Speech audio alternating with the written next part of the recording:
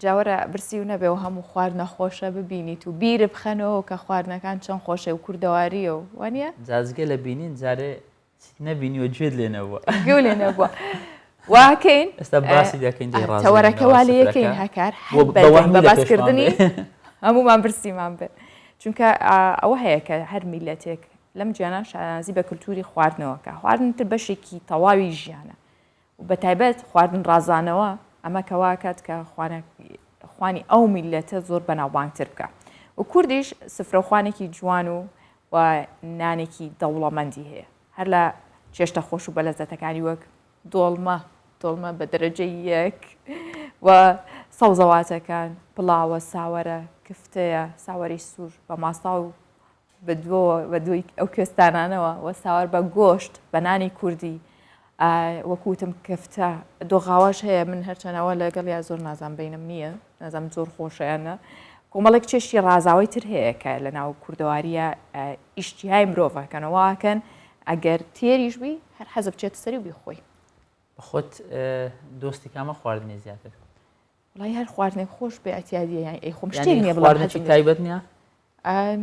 نا شتێکی وانە بڵێم ئەم ئایتر بە تایبەت ئەمە فیڤریتی منە هەمووی خۆشە خواردنی کورد دۆستی قۆزیم بەردەوام قۆزی میوانمان لەگەڵە زیاتر بۆمان باسی خواردنەکە دەکات خاتوو بەهار محەممەد شێفە خاتوو بەهار زۆر بەخێر بێ سپاس دەکەم هاتوو بار بەخێر بێ سەلامەت بە بەیانیان مرۆڤ خۆی کارەخێو هەڵدەستە ئیشتیهایەکی زۆری بۆ خواردن هەیە هەرکە هەڵدەستی یەکەم شت کە دەوێت بیکا شتێک بخوا بەڕاستی ئێستاژێن کە باسی خواردن دەکەی زیاتر یانی حەزمان بۆ خواردن دەچێت دەمەوێت لەوە دەست پێ بکەین لە چ خواردنێک زۆر وەستای طبعا دەستخۆشی بەرنامەکە و لێکم بەڕاستی بەرنامەکی زۆر جوانە تەوەرەکەشتان هەر زۆر جوانە خواردنی کوردی بەبیر بابرین بینەرەکانتان دەینەوە دەستخۆشیتان لێکم هیوادارم هەر سەرکەوتوو بن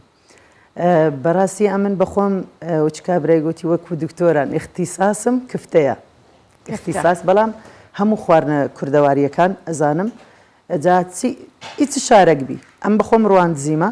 بەڵام مەرز نییە بەس خواردنی ڕواندزی دروست بکەم سلێمانیان دروست دەکەم یعنی خواردنی کوردەواری ئێران و بابرین بەشی بە ڕۆژ هەڵات و ڕۆژ ئاوا هەموو خواردنەکان کە دروستی کەمەوە وەکو ئەوان دروستیەکەم نارم لەوان خۆشتر بالێم تووڕە نەبن وەکو ئەوان دروست ئەگەر بیشی لێ حەقا بەهەرخان شتێکێ لە ناو خەڵکی سلێمانی یاخود هەر بەگشتیش نەکرد سلێمانی بە تایبەت کەسە دێرینەکان ئەڵێ ئەگەر لە کفتەی زانی ئەوە کابانەوە ئایلێکی ڕاستەنە ئەمە وایە بزەبت زانی ئێستا من کچەکانی خۆم فێری خواردن کردیە بەڵام ئەرێن ئەمە وەچی تو شێفی نەرم نا احتراف و پێ ناکەم ئەرێ لەوە ئەمە هێشتا فێری کفتە نەبووین کفتە قیاسە چونکە زۆر قورسە زۆر بە زەحمەتیش ئەمن بخۆم خاوەنی چێشخانەی کوردەواریم هەتا ئێستا یعنی زۆر ئافرەتم هینایە زۆر ئافرەتی کابانیش بووینە بەڵام وەکو خۆم 100% ڕام لە کفتەی هیچ کەسەچەوەی بەهارخان دەرنەچوونە با لەگەڵمان بێنەوە تا بابەیەکەوە بارخان لەگەڵمان بمێنەرەوە هەرچەند ئەم ڕۆژ من و تۆر دیسانەوەکو یەک جلمان لەبەر کردو جارێک کێشەکە بەرنامەمان کرد ساڵی پاریش بەرنامەیەکمان کرد عینەن جلکمان تەنسیق بوو نازانم سەوز بوو نەوەڵا هیچ ینی ئەوە نەبوو تەلەفۆن و شتیشم بۆ نەکردو خزمت نییە بەس دڵمان پاکە بارخان لە ئاکرێ کە باسی ئاکرێکرێک سەر قەلیەمان بیرەکەوێتەوە قەلی ئاکرێشمان هەیە جا هاوکارمان لە ئاکرێەوە لەگەڵمانە بێت بزانین ئەم بەیانیە قەلیە چۆن ئامادە کراوە ئاری سڵاو لێبێ پێم بڵێ لەکوێیت ئەو قەلیەی کە ئەمڕۆ ئامادە کراوە بە چ گۆشتێک کراوە باسێکی قەلیەمان بۆ بکە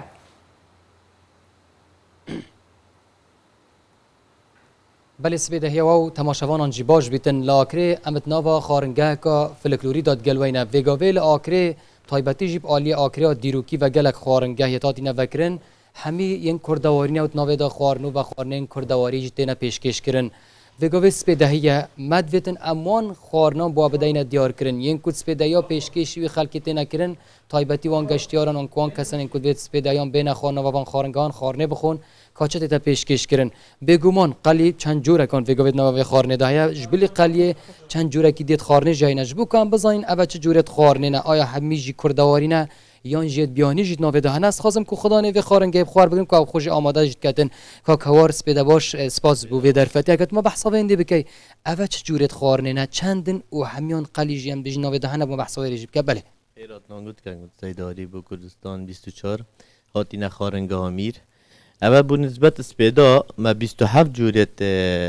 خانات كرداورية تين خب ربطن بآكريفا يعني ونمونا دبجين هنجفينة آكريا جيزة آكريا يعني اف جورة خرط آكرينا وهن خانات هاي ما طيبتن بميريوا بجورة بميريوا ربطن يعني اف خارنجا خر اف جورة خربو سبيدا تتا بو ميفاتن هور قالك بحثا قلية تكرن سبيدا قليب چرانگه جديدة تشكرن ناكري و نيفرو ايوارو قليا چوايا بو سپیدا هاي قلی سرک بو سپیدا گلک تیتا کارینان قلیا شوانا سپیدا چید بو نیوروا ما خارنه تاین آکره و تایبت او برنج کردی مه هاي یشش مهی آکره و قلیا شوانا قلیا صور حبید او خر قلیا ما تایبته قلیا ما تایبته بچه دینگی تیتا درست کرن اب خموليا دينجي زور جوانا يعني پیشترش تا گوتا من يعني حتى اگر كوبيت و خارنك بيتا درس كرن دهنه خمالش تا بكاريان يعني هر سه دانت روجه او خارنه تنا درس كرن لاكريشنا و هميج هر كردوارينا بله ابا همو كردوارينا بونمونا ابا تشته متين خرب خمالينا نيفرو هر وطف تكا اب اكري اب دولمند اب خارنه اب زراعتي يا دولمند جا امي بيكون توري نيت كاينه برا پیش دخین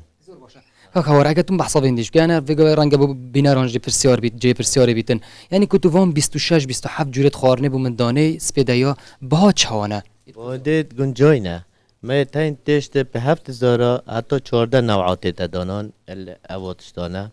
اون دو بو نمونه بجین اف تشت خر بو 8 نفر و 6 نفرات دانان اب 35000 دینار یعنی بیک استقلالا گشتی ها رکیب که این آن مثلا ناف مداد داخلی چه بونی او خر ایک سعره گلک سپاس بوده هر ساق بی بله مش ویدن نکی از بحثا وینده بکن پراسیجی وکه که خدا نیب خوش داد دیار کرن اف خارنا کل ویرات دانان یاد سپیده هیان وکه که گوتی 27 جورت خارنینه هم میجی کردوارینه الدان نیورو ایواری جه همی او خارنین کل آکرتینا پیشکش کرن بگمان او جی کردوارینه که زیادتر جی قلیتی تا پیشکش کرن لاکره لیوگو گلک خارنین دجی جورت خارنین دجی تبلینا و قلیه بوینه وگو هیا هیلکا قلیت نافدا او تماتارین کو قلیت نافدا گلک جورین قلیات ندانان جبلی سپیاتیان جبلی اوت هنی گوتن جب راستی جی دالی بهای خوش دال آکریه و گلک گنجاینه گل من بوی علی سپاس بو تو بو هیوان سفره و خوانی همو مالک و همو تیشخانه کیش هر با رازاوه بید چون که بهرخانش لگل مانه اویش تیشخانه بوی با نزابو اوانش بکن بهرخان بگرینو لکی و دستت با بمکاره کردووە بە خواردن دروست کردن بوویتە شێف ینی بە کورتیەکەی بە کورتیەکەی بەڕاستی ئەمن بەخۆم لە بیدایەتەوە دەستم پێ کردیە یعنی بە خواردنی کوردەواری لە ماری خۆم دەستم پێ کرد دوای وردە وردە لە شەریکات ئیشم کرد هەر ئیشی خواردن لە پاشان دلیڤەریم هەبوو دوکانی دلیڤەری 4 ساڵێک دوکانی دلیڤەریم هەبوو ئەوە 2 ساڵیشە تقریبان چێشخانەی تایبەت بە خۆمم هەیە چێشخانەی کوردەواریە و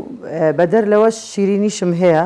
و لە مارکێتەکان دەستەکەوی بەشی شیرینیشمان هەیە لە قاتی سەرێ کولیچە و برمەمان هەیە ئەوانیش هەر کوردەوارینە شیرینیەکان یعنی کوردەوارینە خواردنەکەش هەر کوردەواریە باشە بارخانێستا هەر کەسێک گوێی لێ بێڵێ جا من شیرینی بخۆم و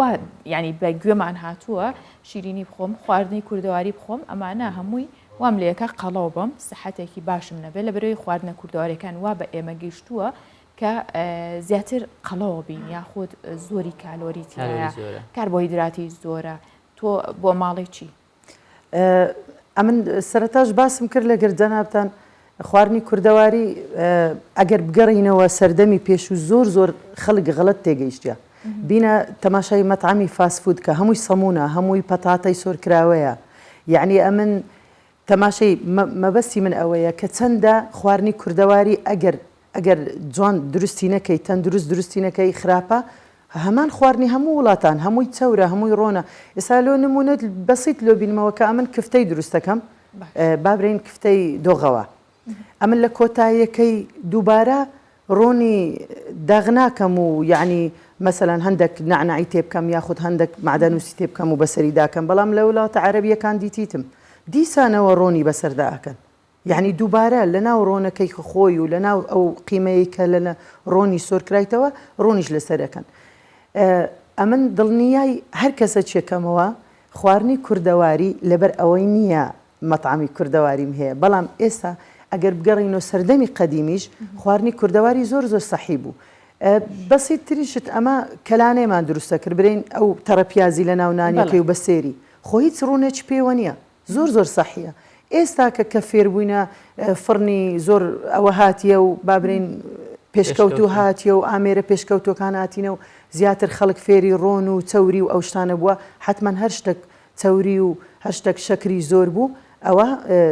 بێگومان زەرەری هەیە نەک هەر خواردنی کوردەواری ئەتوبرەی دوای خواردنی کوردەواری ئێستا من بەخۆم بەش بە حاڵی خۆم ئەگەر برنجی نەخۆم هەر خواردنەی کوردەواری بخۆم قەڵەو ناوم بەس برنج باشە بارخان دەڵێن هەر کاتێک ئافرەتێک بیەوەی میزاج پیاوەکەی تێک بدات دڵمەی بۆ حازر دەکات یەک مەنجەڵ من پێ درێم ئەمن ڕۆژانە خەڵک سەردان مەکە پیاوەک سەردانی کردین بە حەیات لەمارێ دۆڵمەی نەخوار بوو ئەوە باسی پار ڕەمەزانێ یەکەم لەوانەیە گوێشی لێبیت نەی خواردبوو دۆڵمە گوتی من دۆڵمەی ناخۆم خێزانەکەشی حەزی لێبوو گوتی ڕەمەزانیشە دەبی دوو خواردنی ببین لێرە ئاخیرەکەی کابرا هات دەیگۆ دۆڵمەم لۆدانێ ئەگەر دۆڵمە نەمابایە دوو نەفەر بامە گۆلۆ ئەو شەخصەمدانە دەیگۆ دەبی لۆمدانێ ئەمن پاشیوێشە خۆم پاشیوێ کە دۆڵمە زۆر قورسە یعنی ئەوەندە حەزی کرد لە دۆڵمەی کە جوان لێ بندرێ کابرا گوتی پاشیوێشە لە هەموو پیاوێکە فێر بێت دۆڵمە بخوا بابێتە چێشخانەی بەهار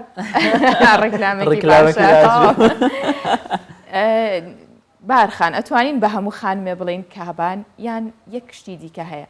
بۆ خانمانی ئێستا ئەوەنەی لە فاسفودەکانن ئەوەنە لە ماڵەوە نین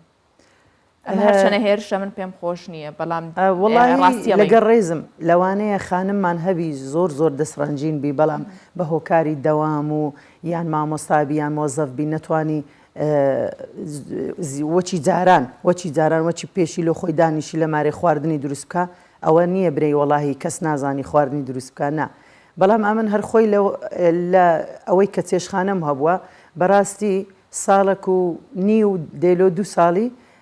ئێستا ئافرەتە چی ڕواندزیم هینایە نەبیتە ئەوە ڕیکلام لۆ ڕواندزیەکان بەڕاستی لەوەی کە ڕواندزیەکەم هینایە ئێستا هەتا حەددەچی ڕام لە خواردنەکانە کە لە جیاتی من ئێستا کە لەناو ئەو بەرنامەی مە بتوانی لە باتی من خواردنی دروست بکات باشە خۆی بیانوێکیش هەیە خانمانەی گرن ئەڵێن نەک بیان و زۆر جاریش وایە ئەڵێ من فریا ناکەم ینی خواردنێ بکەم چونکە خواردنە کوردەواریەکان هەمووی ئەرک و یاخود وردەکاری زۆرە لەوەی ڕاستەکە ینی دەوامێت تۆ پێیان بڵێ کە هەر کاتێک ویستیان ئاسانە هەم دوورەکەونەوە لە فاسفود هەم خواردنێکشە بۆ سیحەتیان وە زووش ئاسانە بە ماندوو نابن خواردنێک وایە ئەخر ئێستا کەسانێک کە ناتوانانی نەک ئەوەی زەحمەت بی خواردنەکە لەوانەیە نەزانی کفتەی دروستکە وەچی مەی ڕواندزی وەنیە ئەوە مای جارەیە لە ماڵی خەسووتی خۆیان لە ماڵی دایکتی زۆریان ئاسانن وەڵڵاهی ئێستا برنج و مەرەگەی چارێگە چیە والله بە چارێگەچی ئەتوانی مەرەگە چیهان مەرەگەت دەوێت دروستیکەی و برنج دەگەری دروستکەی یعنی ئاسانترین خواردن برنج و مەرەگەیە یعنی ئەگەر کابانێک لە مارێ نەتوانی بە چارێگەچی خواردنی کوردی دروست کات مەرەگەی چارێگەکەلو لە پێشساوی پیاو کردیتیانە خەڵات والله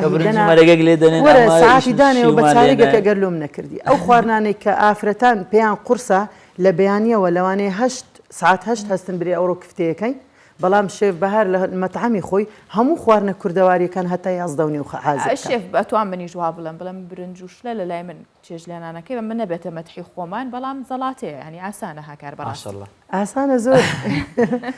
خواردنە کوردەوانیەکان سپاس دەکەم خواردنە کوردەواریەکان ئەگەر بە دۆڵمە ئەگەر بە سەحی دروستی بکەی زۆر چەوری نەکەی و ئەوە هەمووی سەوزەواتە و زۆر زۆریش بە ئیسیفادەیە بەڕێی زۆر سپاس خات و بەهار سپاس دەکەم سەلام خۆشحاڵ بووین جارێکی دیکە لەگەڵمان بووی خۆشحاڵترم زۆر سپاس